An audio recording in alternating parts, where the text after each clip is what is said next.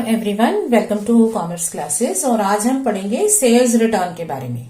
Sales return as the name says कि यहाँ पर हम किसकी वर्किंग करेंगे, रिटर्न ऑफ सेल्स की। बट ये याद रखो, ये बुक्स हमारी कैश बुक के बाद बन रही हैं, तो कैश की ट्रांजैक्शंस ऑलरेडी फिल्टर आउट हो चुकी हैं। तो यहाँ पर जो हमें एंट्री करनी होगी वो होगी return of credit sale of goods की। मतलब अगर आपने गुड्स की सेल की है क्रेडिट में और कस्टमर आपको वो गुड्स वापस करके जाता है, तो आप उसको सेल्स रिटर्न बुक में रिकॉर्ड करते हो। तो इसमें कंडीशन क्या है, नंबर 1 इसमें गुड्स की सेल हुई है, नंबर 2 क्रेडिट सेल रिटर्न हो रही है। सो सेल्स रिटर्न बुक और रिटर्न इनवर्ड बुक, इसे रिटर्न इनवर्ड बुक भी कहते हैं।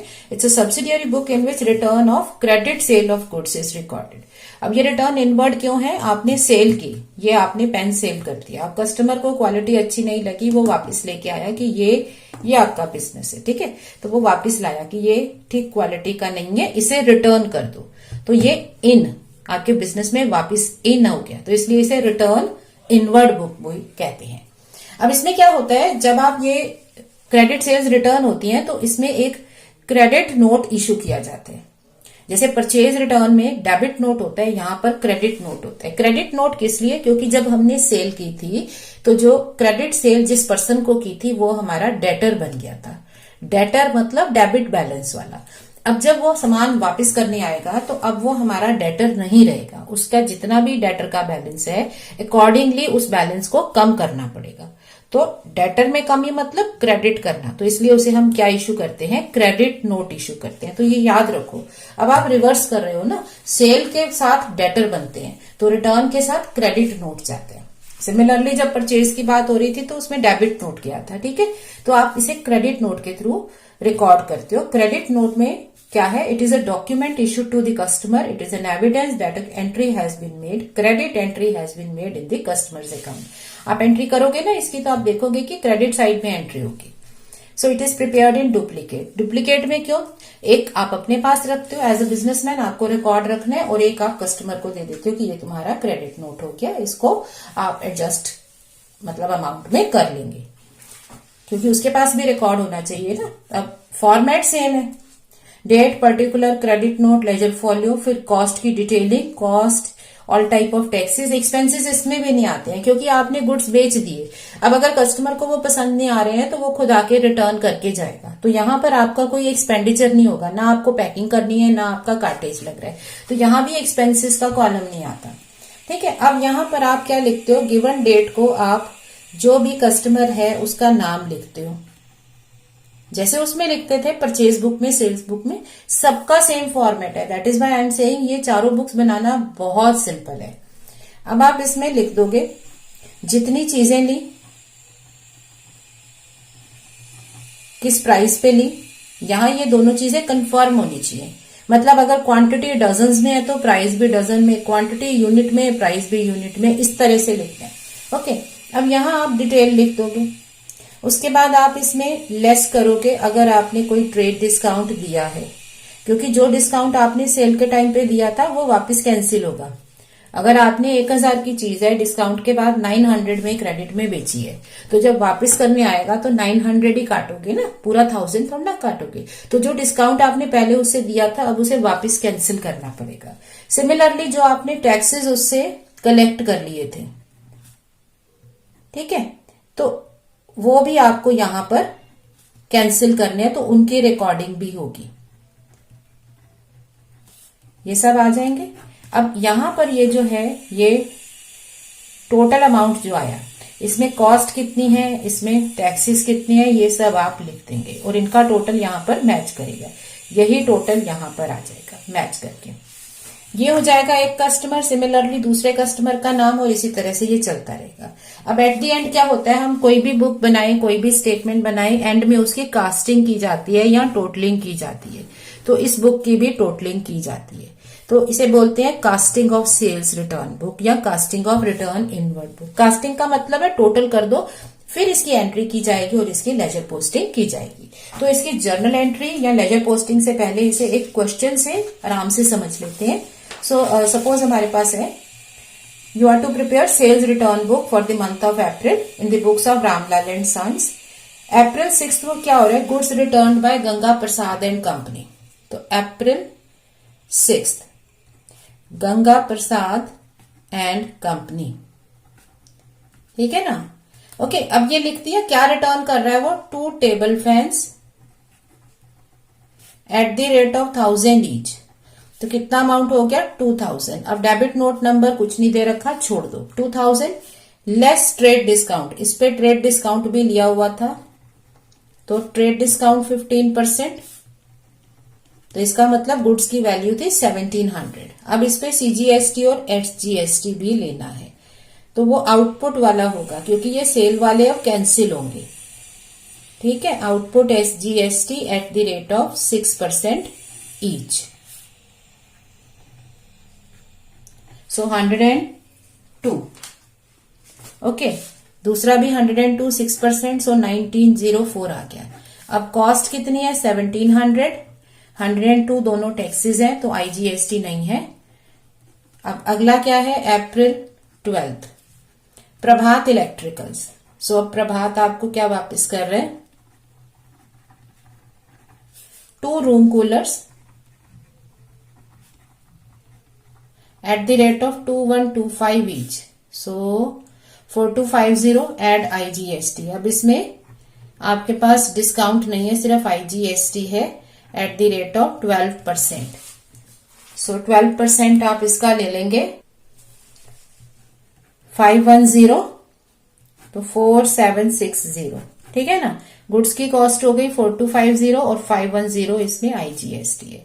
तो ये आपके पास आ गए, दोनों ट्रांजैक्शंस आपने लिख दी जितनी भी हैं। तो अब मंथ के एंड में क्या करना है आपको, इसकी कास्टिंग करनी है, मतलब टोटलिंग करनी है। तो अब टोटल कर दो, ठीक है। तो ये कितना हो गया, 5950, 102, 510, तो ये टोटल हो गया 64,664। तो ये आपकी हो गई सेल्स रिटर्न बुक। इस तरह से हम बनाते हैं। तो चारों बुक्स का फॉर्मेट वही है, चारों बुक्स में वैसे ही रिकॉर्डिंग करनी है। अब आ जाते हैं इसकी लेजर पोस्टिंग और जर्नल एंट्री पर। तो अब जर्नल एंट्री इसकी किस तरह से बनेगी, जर्नल एंट्री में आपको पता है कि एक चीज डेबिट होती है, एक चीज क्रेडिट होती है। तो यहां पर जब हम जर्नल एंट्री समझ रहे हैं तो आप पहले वही फॉर्मेट ले लो। यहां क्या था, अकाउंट्स कौन कौन से इन्वॉल्व है, इसमें कस्टमर्स इन्वॉल्व है, ठीक है, ये उनके अमाउंट्स होंगे। इसके बाद इसमें गुड्स की कॉस्ट और ये टैक्सेस सारे कैंसिल होंगे। ये तो टोटल है, इसको कुछ नहीं करना, और यहाँ भी डिटेलिंग थी, इसका कुछ नहीं करना। तो ये कस्टमर के इतने अमाउंट के लिए आपने क्या किया, इनको क्रेडिट नोट इश्यू किए। तो क्योंकि आपने इनको क्रेडिट नोट दिया है तो आप क्या करेंगे, इनको credit. So to various customers account, तो कस्टमर्स को आपको क्रेडिट कर देना है उनके जितने भी अमाउंट है। और डेबिट में क्या है, ये सेल्स रिटर्न है, क्योंकि गुड्स बिजनेस में से आपके रिटर्न होके आ रहे हैं, सेल्स वापस आ रही हैं, तो सेल्स रिटर्न अकाउंट डेबिट, ठीक है।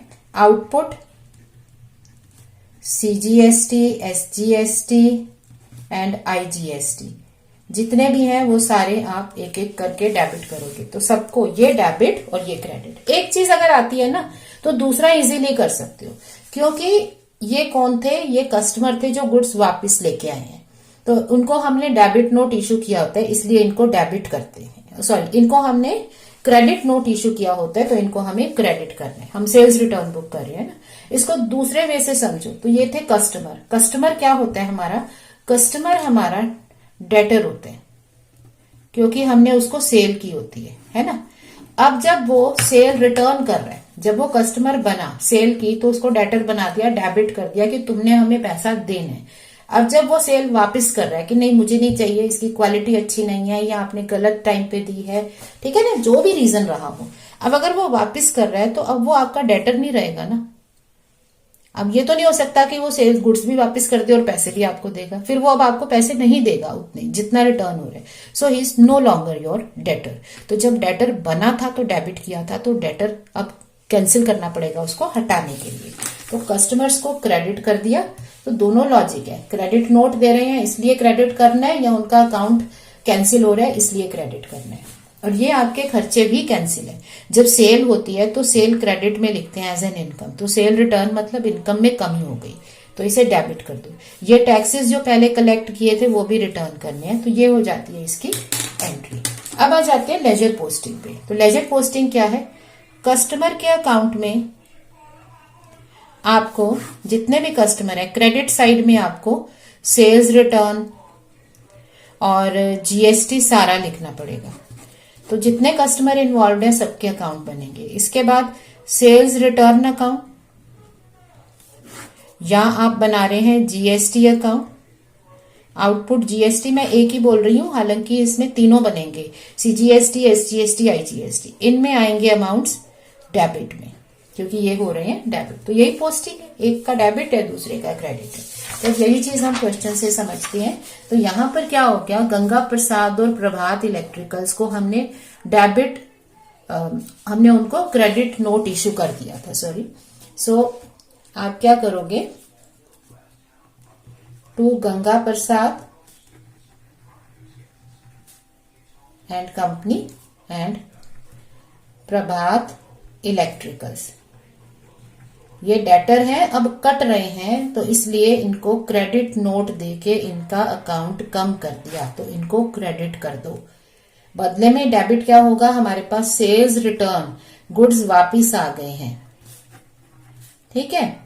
और जो हमने ये टैक्सेस कलेक्ट किए थे, अब ये सब रिटर्न करने हैं। तो जब कलेक्ट किए थे तो क्रेडिट किए थे, सो अब आपका ये सब वापिस होगा। ये output CGST, output SGST, output IGST.